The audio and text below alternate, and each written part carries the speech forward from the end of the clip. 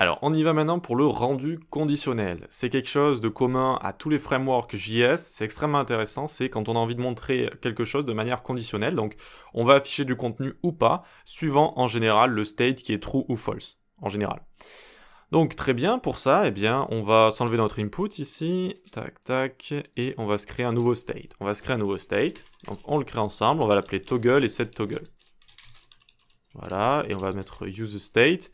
On le fait démarrer à true par exemple. On le fait démarrer à true comme ça. Toggle, vous savez, ça veut dire on-off, c'est quand on allume, éteint la lumière, donc ça permet de changer d'état comme ça.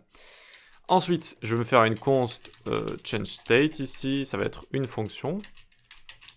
Hop, et puis je vais faire un bouton qui va être lié à tout ça. OnClick est égal changeState.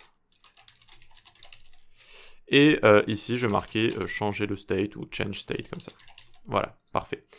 Et donc, à l'intérieur, qu'est-ce que j'ai envie de faire? J'ai envie de prendre cette toggle ici, et à chaque fois, je vais changer le state, je vais lui mettre l'inverse du state actuel. Donc, s'il est true, ça changera le state à false, s'il est false, ça changera le state à true. Et ceci indéfiniment, hein. À chaque fois que je vais cliquer, ça va changer le state comme ça. Parfait, donc c'est bon, on a de quoi faire un toggle ici.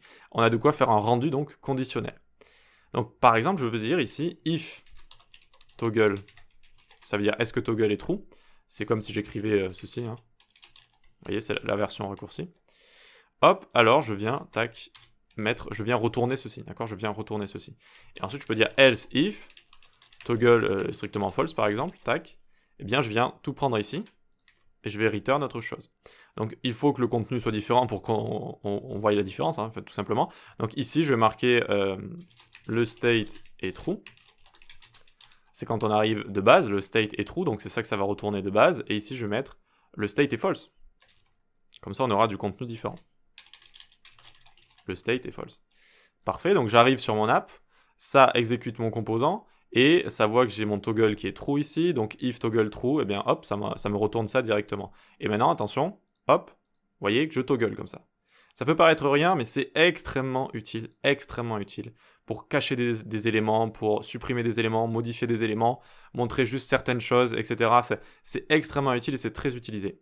Alors, il existe plusieurs techniques et styles et rendus conditionnels possibles. Là, je vous ai fait avec le if, c'est en général quand on a beaucoup de contenu, en fait. Quand on a beaucoup de contenu à changer, on utilise un if comme ça, parce que ça peut rapidement devenir en fait assez balèze le contenu que vous allez avoir, et c'est pas forcément très élégant. Il y a des manières de faire un petit peu plus courtes, notamment quand on a envie de changer les classes et quand on a envie de changer du style. Mais sinon, si vous avez des gros morceaux de contenu à changer, n'hésitez pas à faire des if comme ça directement. Alors maintenant, je vais vous montrer une manière détournée de faire la même chose ici. Donc on pourrait faire par exemple let toggle contenu. Hop, pour l'instant il n'y a rien.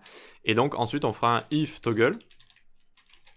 Alors, toggle contenu va être égal à seulement la chose qui va changer. Donc par exemple ceci, tac, tac comme ça, directement. Et donc ça, on peut l'enlever et on peut mettre toggle contenu à la place. Vous voyez que c'est possible. Et sinon...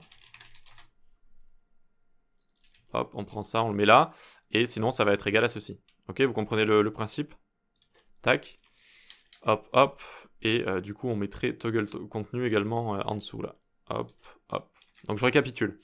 Au lieu de faire des gros if comme ça directement, je mets juste le contenu qui change, je le mets dans une variable juste ici, et ensuite je peux l'afficher sous forme d'expression avec mes accolades juste là. D'accord? Ok, donc là j'ai une petite erreur parce que j'ai écrit toggle contenu sans le C majuscule, c'est tout. Hop, hop, sinon évidemment ça fonctionne. Ok, donc voilà, vu qu'il y a juste ça qui change à chaque fois, eh bien je l'ai mis dans une variable, et ensuite je l'ai mise sous forme d'expression juste ici. Et vous voyez que ça nous fait exactement la même chose. Voilà, donc ça peut être une autre façon de faire, donc je vous montre un petit peu tout. Ok? Donc le rendu conditionnel avec if, parfait, on va pouvoir voir le rendu conditionnel avec une opération ternaire, et avec le short circuit operator, on va voir ça dans les prochaines vidéos.